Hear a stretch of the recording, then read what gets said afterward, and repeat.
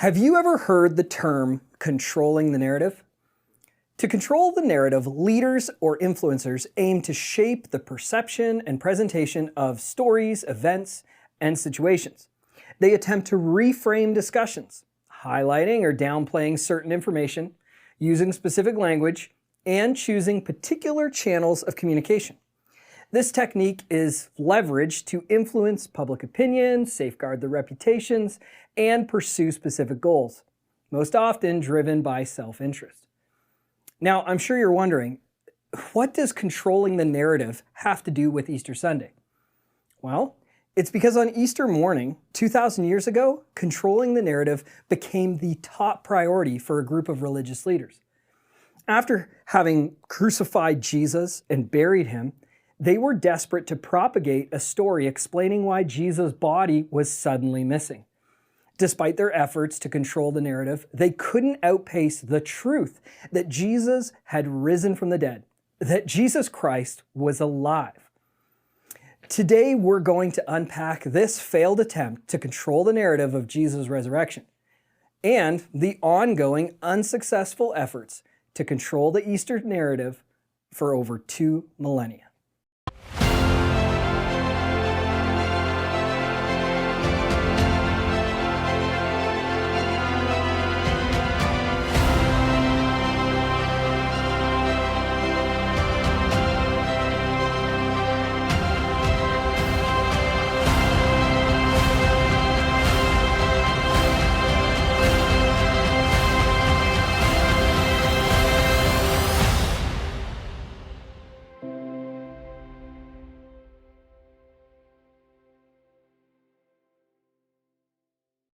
Welcome to Mountain View Church. I'm Pastor Jeremy. Before we dive into today's message, please consider connecting with us online at mountainview.church, or you can text the word connect to the number on the screen. If you have children, we offer our Base Camp Kids program on Sunday mornings, or you can download the lessons and activities at mountainview.church/basecamp. For teens, we have a youth program every Sunday evening from 6 to 8 p.m. Visit mountainview.church/youth for more info. Now here's Ryan with this week's scripture reading. I'll be reading from Matthew 28, verse 1 through 15. The Resurrection. Now, after the Sabbath, toward the dawn of the first day of the week, Mary Magdalene and the other Mary went to see the tomb. And behold, there was a great earthquake, for an angel of the Lord descended from heaven and came and rolled back the stone and sat on it. His appearance was like lightning, and his clothing white as snow. And for fear of him the guards trembled and became like dead men. But the angel said to the woman, "Do not be afraid, for I know that you seek Jesus who was crucified. He is not here, for he has risen, as he said. Come, see the place where he lay. Then go quickly and tell his disciples that he has risen from the dead, and behold, he is going before you to Galilee. There you will see him. See, I have told you." So they departed quickly from the tomb with the fear and the great joy, and ran to tell his disciples. And behold, Jesus met them and said, "Greetings." And they came up and took hold of his feet and worshipped him. Then Jesus said to them, "Do not be afraid. Go and tell my brothers to go to Galilee, and there they will see me." While they were going, behold, some of the guard went into the city and told the chief priests all that had taken place. And when they had assembled with the elders and taken counsel, they gave a sufficient sum of money to the soldiers and said, "Tell the people, his disciples came by night and stole him away while we were asleep. And if this comes to the governor's ears, we will satisfy him and keep you out of trouble." So they took the money and did as they were directed. And this story has been spread among the Jews to this day. We've reached our final message in our Holy Week series, journeying toward the pinnacle event, the celebration of Christ's resurrection. As I stated in the introduction, we're going to examine the religious authorities' failed attempt to control the narrative of Jesus' resurrection. But maybe you're a skeptic thinking, how do you know they failed? Well, the scripture tells us that's what happened, and we're going to study that account in a moment. But I'm assuming that at least some of you might disregard that evidence. So the greater evidence lies in the fact that I'm talking to you right now. And even greater evidence is that pastors, ministers, and priests all across the globe have been talking about it in every time zone all day. Even greater still is that a third of the world has been celebrating Christ's resurrection all day long today. And it's a celebration that's been growing over 2,000 years since that event. That's evidence that we need to think about. And based on that evidence, it's clear that those first century authorities failed to control the narrative. But why? Why couldn't they keep Jesus dead? Well, because the resurrection of Jesus wasn't a narrative to be controlled. It was an event that was witnessed. Jesus appeared to hundreds of people after his resurrection. They saw him, listened to him, spoke with him. Some even touched him. You were never going to convince those people that he was still dead. He had risen and he was alive. Nevertheless, the authorities tried to prevent the news from spreading. Let's see how that event went down. We start with the guards freaking out a bit, knowing that they're going to take the fall for what just took place.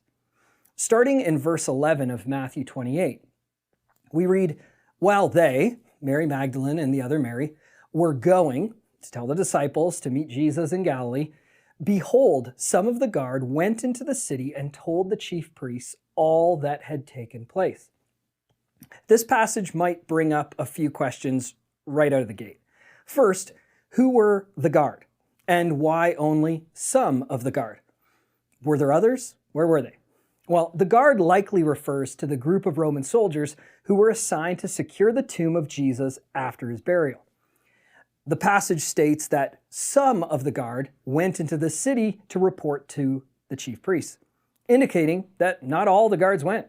So the others may have remained at the tomb to remain and keep security, and others might have run off, just simply terrified at what took place or terrified at the retribution that they would receive that the body of Jesus is now missing. Next, you might be wondering, how do you know the guards were Roman? Well, Matthew tells us in the previous chapter. The next day, that is, after the day of preparation, the chief priests and the Pharisees gathered before Pilate and said, "Sir, we remember how that impostor said, while he was still alive, 'After 3 days I will rise.' Therefore, order the tomb to be made secure until the 3rd day, lest his disciples go and steal him away and tell the people, 'He has risen from the dead.' And the last fraud will be worse than the first." Pilate said to them, "You have a guard," other translations state, "take a guard," of soldiers. "Go, make it as secure as you can." So they went and made the tomb secure by sealing the stone and setting a guard. This passage reveals that these authorities knew what was going to happen, but they ignored it. It was no secret that Jesus was going to rise from the dead. Jesus had predicted his own death, and now he pulled it off. And so by the time we get to chapter 28, the religious authorities are scrambling, remembering that he had proclaimed this would happen. But let's move on to the next few verses from Matthew 28, which say, "And when they had assembled with the elders and taken counsel, they gave a sufficient sum of money to the soldiers and said, 'Tell people his disciples came by night and stole him away while we were asleep. And if this comes to the governor's ears, we will satisfy him and keep you out of trouble.'" A few more questions kind of come up and maybe come up for you in this section. Why did the chief priests go to the elders? Was it to conspire or was it process? Most scholars believe it was a process, that the chief priests would have regularly consulted with the elders and sought their counsel when handling serious situations such as this one. That being said, the elders would have been key components in crafting and controlling a narrative. It's plausible that they assisted in the conspiracy to explain the disappearance of Jesus' body. And it's clear from the text that they were at least aware of the hush money payments that were given to the guards. Another interesting aspect of this account is that the chief priests and elders were willing to, quote, satisfy the governor's questions when this story reached his ears. Why would religious authorities be willing to meet up with the foreign political leaders? To control the narrative. These folks were not best buddies. The chief priests weren't friends with the Roman governor. They likely hated him, but they needed to make sure he got the same story. More importantly, from the guards' perspective, it would keep them out of trouble, since they were on watch when the body was supposedly stolen. The chief priests and elders knew that the bribe money would only work if the guards lived long enough to spend it. By providing a cover story for the governor, they sought to protect the guards and maintain control over the narrative. This was a crafty set of leaders. Finally, let's move to verse 15, which says, "So they, the guards, took the money and did as they were directed," which shows us that they accepted the hush money as long as the governor was dealt with. But they took it. Now look at this. "And this story has been spread among the Jews to this day." This sentence isn't just an add-on. It's extremely important to what happened in the years following Christ's resurrection. Historians place Jesus' death and resurrection somewhere between 30 to 33 AD. Now, historians have dated the writing of Matthew's gospel account somewhere after 70 AD. This is almost 40 years after the event. Clearly, the narrative was never controlled, but according to Matthew, they stuck to that story no matter how many witnesses came forward. But maybe you're wondering, why? Why would the Jewish authorities hold firm to this story for so many years? The short answer is the human answer. They didn't want to get caught. No one wants to get caught being deceptive and paying people off to keep quiet. But the larger answer is because of what was at stake if Christ's resurrection really took place. The chief priests and the elders both had a vested interest in suppressing any belief that Jesus rose from the dead, because it proved that he was the Son of God. It would validate his claims to be the Messiah and the Christ, ending the religious establishment that actually had him crucified in the first place. Ultimately, it would bring the religious control to an end. If Jesus had truly risen from the dead, it would have led to a significant shift in religious beliefs and practices among all Jewish people, threatening the existing power structures of these religious leaders. Therefore, continuing to control the narrative that the disciples stole the body was essential, because it preserved their authority and prevented any acceptance of Jesus as the resurrected Messiah. What about today? What do Jews believe about Jesus now? Who is Jesus to them? And what about other faiths? What do they believe about Jesus? Unfortunately, there are still lots of people trying to control the narrative of Jesus' resurrection. Very few people will deny that Jesus lived, nor deny that he was crucified and buried. These are facts, and these facts have never been a problem for them. But they continue to reject that he rose from the dead. Here are a few examples. Jews believe that Jesus was a rabbi. They refer to him as Yeshua, and hold to the original story that the disciples stole the body of Jesus. That being said, over the past 2,000 years, many Jews have accepted Jesus as the Messiah, leading to a massive faith movement called Messianic Judaism. Muslims believe Jesus was a prophet. They call him Isa. Sikhs, Buddhists, Taoists, and a host of other religious belief systems state that Jesus was a spiritual teacher. Even many atheists and agnostics believe that Jesus was a good moral teacher. None of these faith systems have any problem with Jesus living, teaching, dying, and being buried. But they refuse to look into the evidence of his resurrection, mainly because their entire faith systems would crumble. The question of Easter is not whether or not Jesus lived, but whether or not he's still alive.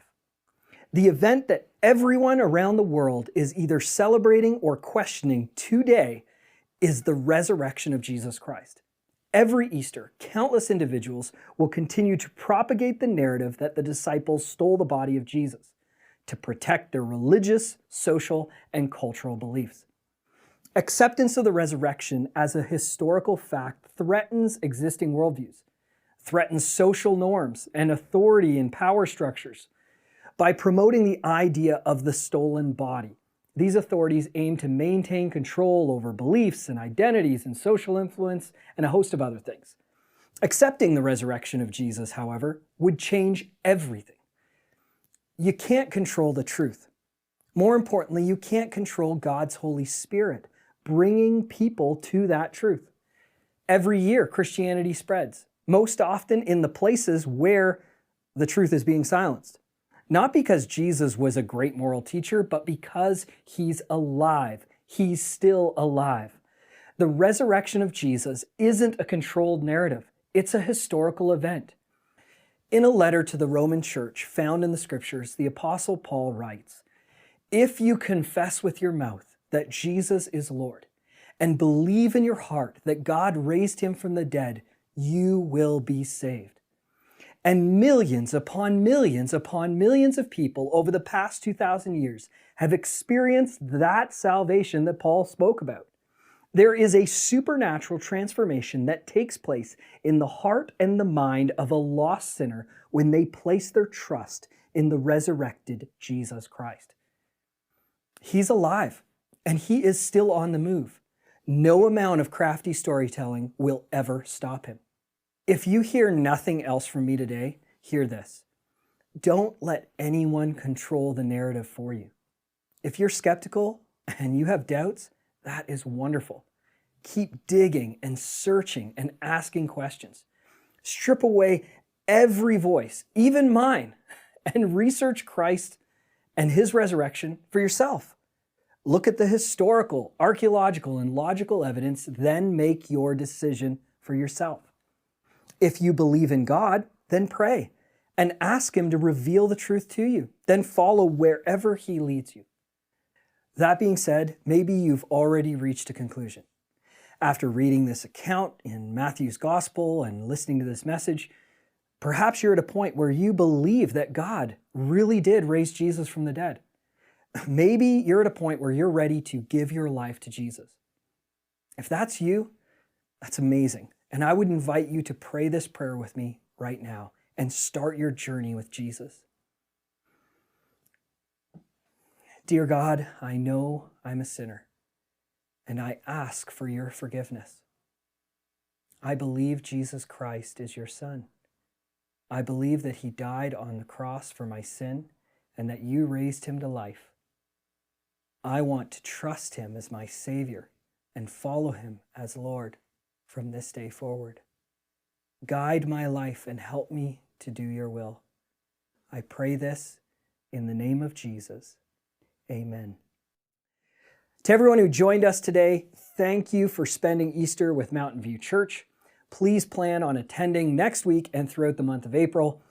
We'll be starting a new teaching series titled Ever Wonder Why? We'll be working through important components of church life, like baptism and why it's different than child dedication. Why do we belong to a fellowship? And why does church membership matter? If you've ever wondered why any of these things matter, join us next week as we start Ever Wonder Why. At Mountain View, we want to make sure your discipleship journey includes more than just listening to a message. It's beneficial to discuss and pray through the sermon content and scriptures that you just heard. To prime the pump, here's a question to think about and chat about. Ask the person beside you or drop a comment below. Why do you think people are still compelled to control the narrative of Christ's resurrection? Why do you think people are still compelled to control the narrative of Christ's resurrection? After you've had a great conversation or you've added some comments below online, spend some time in prayer. Today, let's pray together for the boldness to share the truth of Christ's resurrection, despite the world's narratives. Today, let's pray together for the boldness to share the truth of Christ's resurrection, despite the world's narratives. Have a happy Easter to everyone, and I hope to see you next week for our new teaching series, Ever Wonder Why?